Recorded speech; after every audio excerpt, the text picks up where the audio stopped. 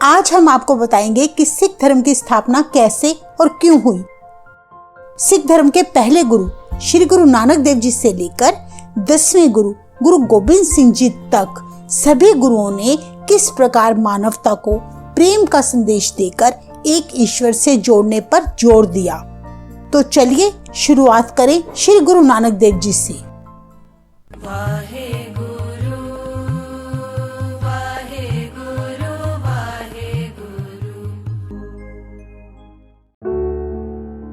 आज से लगभग 550 साल पहले भारत की दशा बहुत खराब थी। हिंदू और मुस्लिम धर्म के लोग अंधविश्वासों, झूठे रीति रिवाजों में बुरी तरह से जकड़े हुए थे। ऐसे अंधकारमय समय में 1469 ईस्वी में एक महान दिव्यात्मा श्री गुरु नानक देव जी का जन्म हुआ, जिन्होंने व्यर्थ के वहमों भ्रमों को खत्म करके लोगों को सरल और सीधा रास्ता दिखाया। मेहनत की कमाई करने, मिल बांट कर खाने, संगत और पंगत की परंपरा को आप जी ने ही जन्म दिया। आपका धर्म केवल एक जाति या प्रदेश के लिए नहीं था, बल्कि एक ईश्वर से जोड़कर सारे संसार को एकता के सूत्र में बांधना था, जिससे ऊंच नीच, जात पात, नफरत की भावना खत्म हो सके। गुरुजी ने इंसानियत को सबसे ऊंचा दर्जा दिया। आप जी के अनुसार काम, क्रोध, लोभ, मोह और अहंकार जैसे 5 विकारों को मारकर ही ईश्वर की प्राप्ति हो सकती है। छोटी उम्र में ही आप जी ने जनेऊ पहनने से मना करके ब्राह्मणों के खोखले रीति रिवाजों को चुनौती देकर संदेश दिया कि ऐसा जनेऊ धारण करो जिसके धागे और गांठे दया, संतोष, जप यानी इंद्रियों पर काबू करने की शक्ति और सत यानी सच्चाई से बने हों, जो ना कभी टूट सके, ना जल सके और ना ही कभी मैले हो सके। इसके अलावा गुरु जी हिंदू और मुसलमानों को एक बराबर समझते थे। वे दोनों से बराबर प्यार करते थे। हिंदुओं के तीर्थ स्थानों के साथ साथ मुसलमानों के मक्का, मदीना, बगदाद जैसे पवित्र स्थानों की भी आप जी ने यात्राएं की। एक बार आप जी 3 दिन तक सुल्तानपुर लोधी की काली वेई नदी में लुप्त हो गए। 3 दिन बाद निकलते ही आपके मुख से निकला, ना कोई हिंदू ना कोई मुसलमान, जिसका भाव है हिंदू और मुसलमान एक ही ईश्वर की संतान हैं।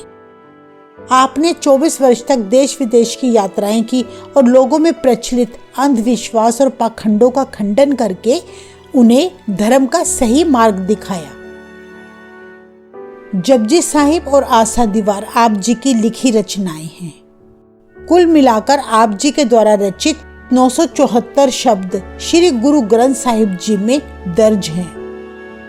ज्योति ज्योत समाने से पहले आपने अपने कार्यों को भविष्य में जारी रखने के लिए अपने शिष्य भाई लहना जी को गुरुगद्दी के योग्य समझते हुए सिखों का दूसरा गुरु घोषित करके उन्हें नाम दिया गुरु अंगद देव जी। 22 सितंबर 1539 ईस्वी में गुरु नानक देव जी के बाद गुरु अंगद देव जी ने सिक्खी की बागडोर दूसरे गुरु के रूप में संभाली। गुरुगद्दी पर बैठते ही आपने गुरु नानक देव जी की चलाई हुई गुरमुखी लिपि का विस्तार किया और उनकी बानी एकत्रित की। सिखों में अनुशासन की भावना पैदा की, गोइंदवाल नगर की नींव रखी। पहले गुरुजी के द्वारा शुरू की गई लंगर प्रथा को आप जी ने अपनी पत्नी माता खीवी जी के साथ इसे आगे बढ़ाया। बहुत से स्कूल बनवाए जहां गुरुमुखी की भाषा की शिक्षा दी जाती थी। आध्यात्मिक ज्ञान के साथ साथ शारीरिक विकास पर भी आप जी ने बहुत जोर दिया, जिसके लिए खडूर साहिब में आपने एक अखाड़ा तैयार करवाया, जहां आजकल गुरुद्वारा मल अखाड़ा स्थित है। आप जी के द्वारा रचित 63 शब्द भी श्री गुरु ग्रंथ साहिब जी में दर्ज हैं। अपना अंतिम समय आता देख 48 साल की उम्र में आपने अपनी ओर गुरु नानक देव जी की सारी रचनाएं अपने शिष्य गुरु अमरदास जी को सुपुर्द कर दी। 29 मार्च 1552 ईस्वी में गुरु अंगद देव जी ने अपने अकाल चलाना करने से पहले अपने प्यारे शिष्य अमरदास जी को सिखों का तीसरा गुरु घोषित किया। गुरु अमरदास जी को 73 वर्ष की उम्र में सिख गुरु बनने का सौभाग्य प्राप्त हुआ। आप जी सबसे अधिक उम्र में गुरुगद्दी प्राप्त करने वाले गुरु कहलाए। आप जी ने 11 वर्ष तक अपने गुरु जी की तन मन धन से सेवा की। अपनी बढ़ती उम्र की परवाह किए बिना आप हर रोज लंगर के लिए लकड़ियां लाया करते और 3 कोस दूर ब्यास नदी से पैदल चलकर गुरुजी के स्नान के लिए पानी लाया करते। यहाँ पर ध्यान देने योग्य बात यह है कि गुरु अमरदास जी के भाई की पुत्र वधू बीबी अमरो जी गुरु अंगद देव जी की बेटी थी। इस प्रकार गुरु अमरदास जी के गुरु अंगद देव जी के साथ पारिवारिक संबंध थे, परंतु गुरु अमरदास जी ने अपने रिश्ते को अलग रखकर केवल गुरु शिष्य के रिश्ते की ओर ध्यान दिया। आप जी ने सिख धर्म के विकास के लिए गोइंदवाल में एक बावली का निर्माण करवाया। बावली का अर्थ है शुद्ध जल का स्रोत। इस बावली में पहुंचने के लिए 84 सीढ़ियां बनाकर आपने घोषणा की कि जो मनुष्य इस बावली में स्नान करके लगातार प्रत्येक सीढ़ी पर सच्चे मन से जपजी साहिब का पाठ करेगा, वह 84 लाख योनियों से मुक्त हो जाएगा। इसके अलावा आप जी ने सती प्रथा, पर्दा प्रथा का विरोध किया, जिसका परिणाम यह हुआ कि स्त्रियां संगत में बिना मुंह ढक कर आने लगी। यह एक बहुत बड़ा सामाजिक बदलाव था। आपने अंतरजातीय विवाह पर जोर दिया, जिसका आदर्श पेश करते हुए आपने अपनी बेटी बीवी भानी जी का विवाह उबले चने बेचने वाले भाई जेठा जी से उनकी जात पूछे बिना ही करवा दिया। आप जी द्वारा लिखे गए 907 शब्द श्री गुरु ग्रंथ साहिब जी में दर्ज हैं। आनंद साहिब बानी की रचना भी आपके द्वारा की गई। 95 साल की उम्र में गुरु अमरदास जी ने अपने ज्योति जोत समाने से पहले 1574 ईस्वी में अपने प्रिय शिष्य भाई जेठा जी को सिखों के चौथे गुरु के रूप में गुरुगद्दी का वारिस बनाया और उन्हें नाम दिया गुरु रामदास जी। गुरु अमरदास जी द्वारा अपने जमाई श्री गुरु रामदास जी को सिखों के चौथे गुरु घोषित करने के बाद से गुरुगद्दी सोडी खानदान में पैतृक बन गई थी। इसके बाद भविष्य में जितने भी गुरुओं को गुरुगद्दी की प्राप्ति हुई, वे सब सोडी खानदान से ही थे। गुरु रामदास जी ने अपने कार्यकाल में अपनी संगतों की भलाई के लिए ढेरों काम किए, जैसे रामदासपुर बसाया, जिसे आजकल अमृतसर शहर कहा जाता है। इस नगर के बीचों बीच आपने एक बड़ा सरोवर बनवाया। सिखों के विवाह में पढ़े जाने वाले 4 लावा के शब्द आप जी ने ही लिखे थे और तब आपने घोषणा की कि अब से आनंद कारज की मर्यादा के तहत ही सिखों के विवाह किए जाए। आपके लिखे गए 688 शब्द श्री गुरु ग्रंथ साहिब जी में दर्ज हैं। कहा जाता है बचपन से ही आप बहुत धार्मिक थे। 7 साल की उम्र में आप जी के माता पिता के देहांत होने पर आप जी की नानी आपको गांव बासर के, जो कि अमृतसर शहर में है, ले आई।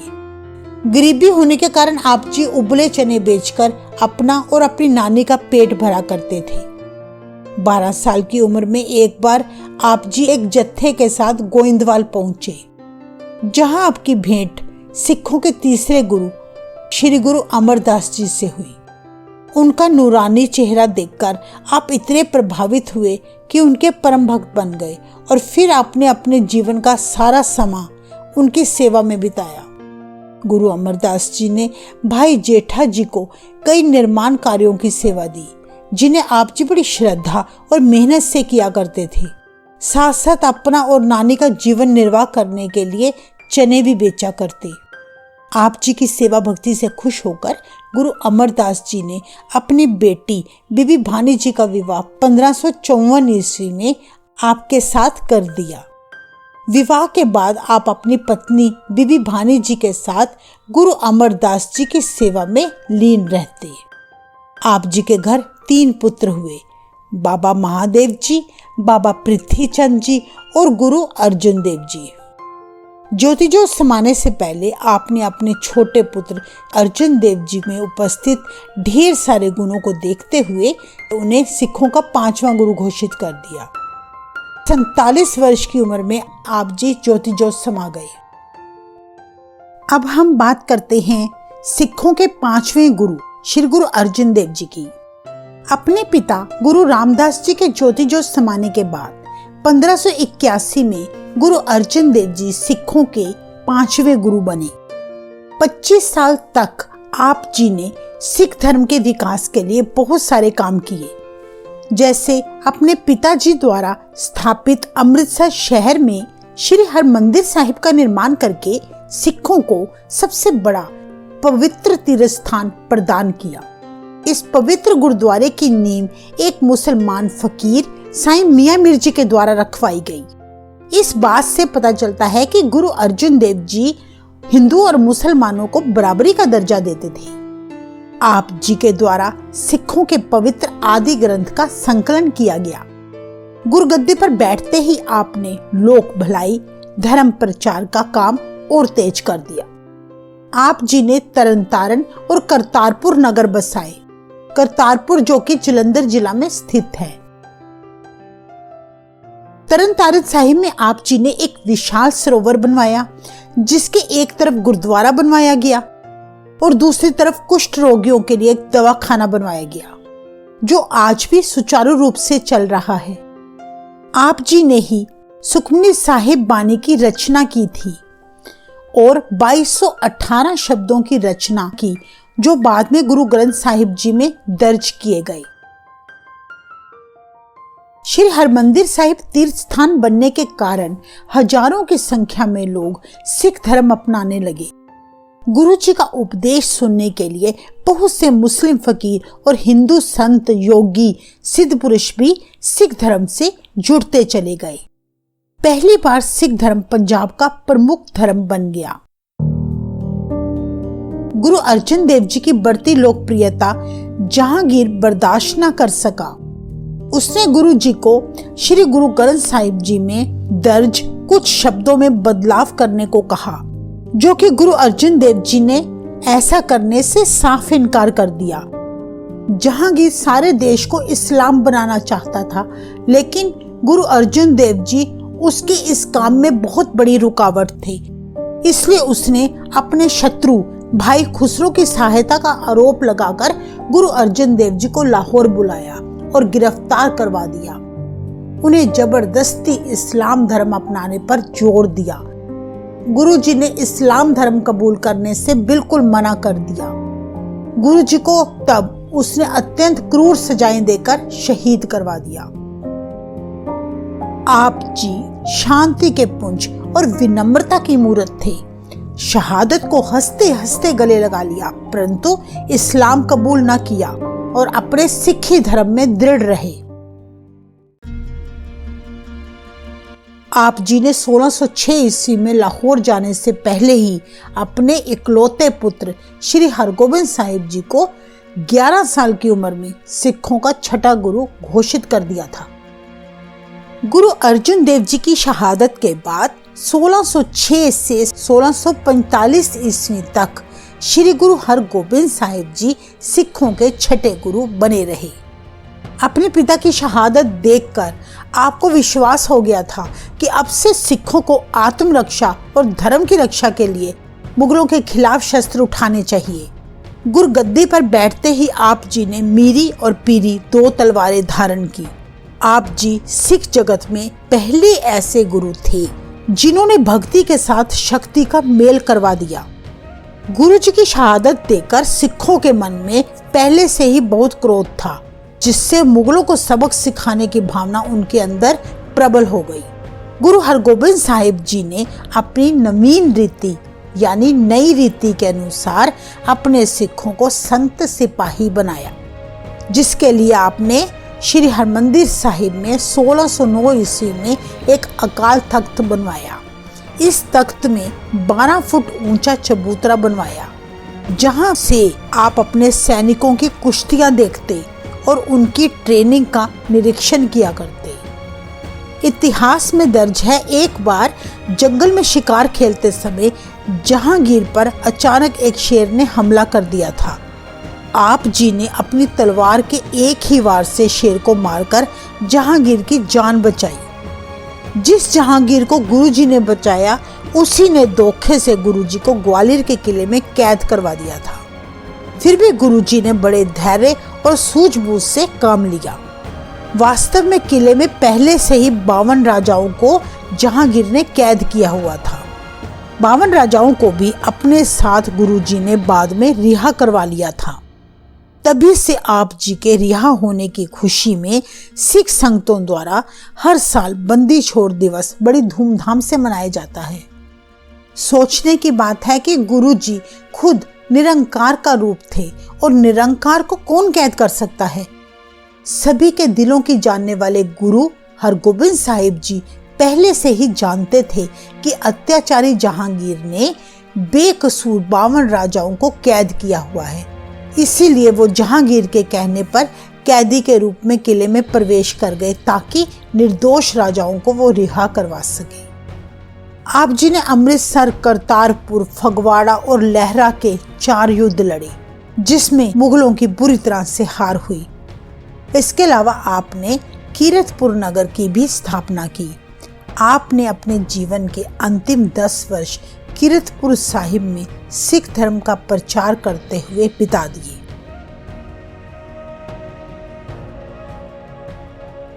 और ज्योति जोत समाने से पहले आपने अपने पोते हर राय जी को सिखों का 7वां गुरु घोषित कर दिया।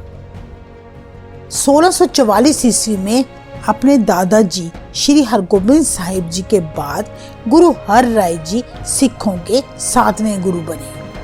17 साल तक के जीवन काल में आप जी ने श्री हरगोबिंद साहिब जी के सिख योद्धाओं के दल को पुनर्गठित किया। आप अपने साथ 2200 घुड़सवार हमेशा रखते थे। आप जी बड़े ही शांत स्वभाव के थे। आपके मन में किसी के लिए कोई वैर नहीं था, जिसका उदाहरण यह है कि एक बार मुगल शासक औरंगजेब का भाई दारा सिकोह बहुत बीमार पड़ गया। काफी इलाज करने पर भी जब वे ठीक ना हुआ तो गुरुजी ने उसकी मदद की। उसे अपने दवा खाने से दवा उपलब्ध करवाई, जिसे खाने से दारा सिकोह मौत के मुंह से बच गया। इतिहास में दर्ज है कि दारा सिकोह गुरुजी के पास बहुत सारी भेंटें लेकर शुक्रिया करने भी कीरतपुर आया था। सिख जगत में आपका योगदान सराहनीय है। आप जी ने 300 सिखी प्रचार केंद्र खोले। आप जी दूर दूर तक अपने प्रचारकों को भेजा करते। आप जी ने संगत और पंगत की मर्यादा भी बनाए रखी। इस प्रकार आपने सिख धर्म की जड़ें मजबूत की। ज्योति जोत समाने से पहले आप जी ने अपने छोटे पुत्र श्री हरकृष्ण जी को सिखों का 8वां गुरु घोषित कर दिया। 6 अक्टूबर 1661 ईस्वी में कीरतपुर साहिब में आप जी ने आखिरी सांस ली।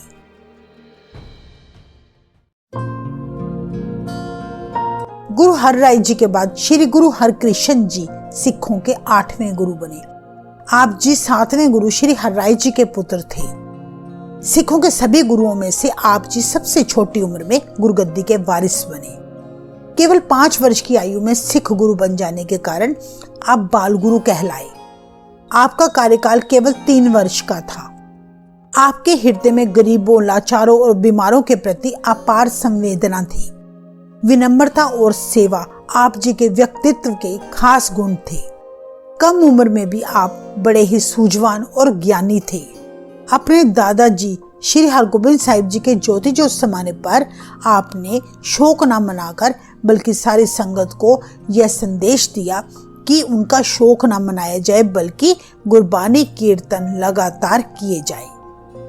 बाल गुरु जी के अद्भुत व्यक्तित्व से प्रभावित होकर औरंगजेब गुरु जी को दिल्ली बुलाना चाहता था, परंतु गुरु जी औरंगजेब की धार्मिक कट्टरता की नीति से बहुत नाराज थे और उन्होंने औरंगजेब का मुख ना देखने की कसम खा ली।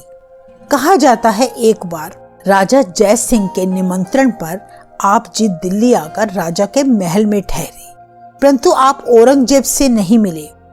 उस समय दिल्ली में हैजा और चेचक की महामारी फैली हुई थी। अपने गुरु के दर्शन करने संगतें दूर दूर से आने लगी। गुरुजी जिस भी रोगी को अपने चरणों से छूकर जल देते, उसका रोग उसी पल ठीक हो जाता। इस प्रकार आपकी महिमा सुनकर बहुत से रोगी अपना रोग ठीक करवाने आपके पास आने लगे। तब आप जी ने वहां एक कुंड बनवाया, जिसमें अपने चरणों की छू से सारे सरोवर के जल को अमृत बना दिया, और उसी कुंड से सेवादार सभी रोगियों को 8 पहर चरणामृत देते रहते, जिसका परिणाम यह हुआ कि सभी रोगी स्वस्थ होकर गुरुजी का गुणगान करने लगे। गुरुजी सभी धर्मों के रोगियों का इलाज किया करते थे। खासतौर से जो मुस्लिम जनता थी, वह गुरुजी से बहुत प्रभावित थी। उन्होंने आप जी का नाम बाला पीर रख दिया। रोगियों को नित्य प्रतिदिन सेवा करने के बाद गुरुजी आखिर एक दिन 1664 ईस्वी में इतने बीमार हुए कि फिर कभी ठीक ना हो सके। गुरुजी की ऐसी दशा देखकर संगतें बहुत उदास हो गई और पूछने लगी कि हे गुरुदेव, आप हमें किसके सहारे छोड़कर जा रहे हैं? इस गद्दी का वारिस कौन होगा? तब गुरुजी बोले, बाबा बसे जे ग्राम बकाले, बन गुर संगत सकल समाले। गुरुजी के अंतिम वचन सुनकर सारी संगतों की आंखें नम हो गई। उन्हें समझते देर न लगी कि सिखों के 9वें गुरु गांव बकाला में हैं। जिस स्थान पे गुरुजी ने अंतिम सांसें ली, वह स्थान दिल्ली में बाला साहिब गुरुद्वारे के नाम से प्रसिद्ध है। इसके अलावा जहां गुरुजी राजा जयसिंह के महल में रुके थे, वह स्थान आजकल गुरुद्वारा बंगला साहिब दिल्ली में स्थित है। श्री गुरु हरकृष्ण जी के बाद श्री गुरु तेग बहादुर जी सिखों के 9वें गुरु बने। आप जी छठे गुरु श्री हरगोबिंद साहिब जी के छोटे पुत्र थे। कहा जाता है 14 वर्ष की उम्र में आप जी अपने पिता हरगोबिंद साहिब जी के साथ एक बार मुगलों के खिलाफ हुए युद्ध में बड़ी वीरता के साथ अपनी तलवार के जौहर दिखाए, जिससे खुश होकर आपके पिताजी ने आपका नाम त्यागमल से तेग बहादुर रख दिया था। आप बड़े ही शांत स्वभाव और निडर तथा धार्मिक थे। गुरु तेग बहादुर जी ने बाबा बकाला स्थान में 26 साल 9 महीने और 13 दिन तक ईश्वर भक्ति की। आपने सिख धर्म के प्रसार के लिए बहुत स्थानों का भ्रमण भी किया। इतिहास में दर्ज है कि आप जी ने कश्मीरी पंडितों के धर्म की रक्षा के लिए अपना बलिदान दिया। गुरु जी की शहीदी सिख इतिहास में ही नहीं बल्कि सारे संसार के इतिहास में एक अद्वितीय घटना थी। इतिहास में ऐसे बहुत से महापुरुषों के उदाहरण मिलते हैं जिन्होंने अपने धर्म देश के लिए प्राण न्यौछावर किए, परंतु गुरु तेग बहादुर जी जैसा उदाहरण मिलना कठिन है, जिन्होंने अपने धर्म के लिए नहीं बल्कि हिंदू धर्म की रक्षा के लिए खुशी खुशी अपने प्राणों की आहुति दी। इसलिए आप जी को शहीदों का सरताज और हिंद की चादर से नवाजा जाता है।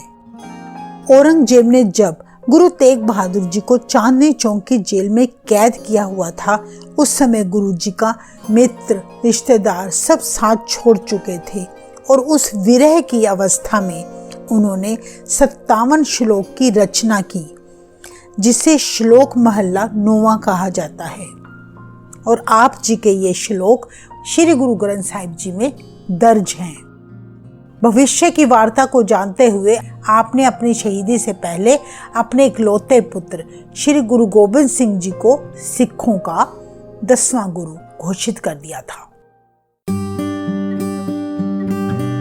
तो अब हम बात करते हैं सिखों के 10वें गुरु की। दशमेश पिता गुरु गोबिंद सिंह जी सिखों के 10वें गुरु थे।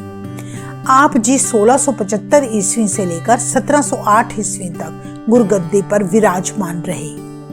केवल 9 वर्ष की आयु में आप जी को गुरु की उपाधि प्राप्त हुई।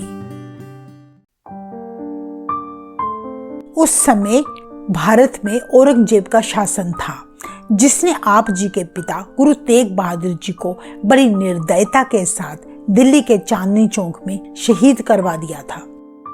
गुरु गोबिंद सिंह जी ने बड़ी योग्यता और बुद्धिमत्ता के साथ सिख धर्म का नेतृत्व किया। 1699 ईस्वी में खालसा पंथ चलाकर सिख कौम के अंदर आप जी ने उत्साह और आत्मविश्वास की लहर भर दी। गुरु जी का मिशन था कि ऐसा धर्म चलाया जाए जिसके अनुयायी एक ईश्वर को ही माने और जो दुष्टों को मार सके और प्रभु के प्यारे संतों की रक्षा कर सके। इस उद्देश्य की प्राप्ति के लिए ही आपने खालसा पंथ चलाया। इस प्रकार गुरु जी ने हजारों लोगों को खुद अपने हाथों से अमृत पिलाकर खालसा बनाया। अमृत छकने का खालसा धर्म पर इतना जादुई असर हुआ कि युद्ध के मैदान में आप जी का एक सिख सैकड़ों शत्रुओं पर भारी पड़ता था। आप जी ने मुगलों के अत्याचार के खिलाफ बहुत से युद्ध भी लड़े और सभी में जीत हासिल की। आप जी ने कभी भी जमीन, धन, दौलत, राजसत्ता प्राप्ति या यश प्राप्ति के लिए युद्ध नहीं किया। आपकी लड़ाई होती थी केवल अन्याय, अधर्म और अत्याचार के खिलाफ। आप जी देश में पैदा कुरीतियां जैसे सती प्रथा, बाल विवाह, भ्रूण हत्या के खिलाफ थे। गुरु जी के दो बड़े साहिबजादे बाबा अजीत सिंह जी और बाबा जुझार सिंह जी सैकड़ों मुगल शत्रुओं को मौत के घाट उतारकर खुद भी चमकौर के युद्ध में शहीद हो गए थे। वजीर खान ने सरहंद में गुरु गोबिंद सिंह जी के दोनों छोटे साहिबजादे बाबा फतेह सिंह जी और बाबा जोरावर सिंह जी को इस्लाम धर्म स्वीकार ना करवा पाने पर दिसंबर 1704 ईस्वी को उन्हें जीवित दीवार में चिनवा दिया था और माता गुजरी जी ने अपने पोतों की शहीदी के बाद 13 पाना मीठा लागे कहकर अपने प्राण भी त्याग दिए। इस प्रकार गुरु गोबिंद सिंह जी ने पहले अपने पिताजी की, फिर चारों साहिबजादों और माताजी को देश दुनिया की खातिर कुर्बान कर दिया, परंतु अपने सिख धर्म पर अटल रहे। श्री गुरु गोबिंद सिंह जी ने कई धार्मिक रचनाएं लिखकर सिख धर्म का प्रचार किया। आपकी मुख्य रचनाएं हैं जाप साहिब, अकाल उस्तत, चंडी दीवार, जफरनामा, सवैये और शबद हजारी आदि ग्रंथ में संशोधन करके उसे अंतिम रूप देकर नए ग्रंथ का संकलन किया, श्री गुरु ग्रंथ साहिब जी। 7 अक्टूबर 1708 ईस्वी में गुरु गोबिंद सिंह जी ने ज्योति जोत से पहले आदेश दिया कि सिख अब से श्री गुरु ग्रंथ साहिब जी को ही अपना 11वां गुरु मानेंगे तथा इसमें लिखी हुई 10 गुरुओं की शिक्षाओं के अनुसार ही अपना जीवन बिताएंगे। गुरु जी के अकाल चलाना करने के बाद भी उनके शिष्यों में बहादुरी और साहस के गुण विद्यमान रहे। उनके प्यारे शिष्य बंदा सिंह जी ने गुरु के साहिबजादों के हत्यारों को सजाएं दी और इस प्रकार उनकी शहीदी का बदला लिया और पंजाब में एक स्वतंत्र राज्य की स्थापना की।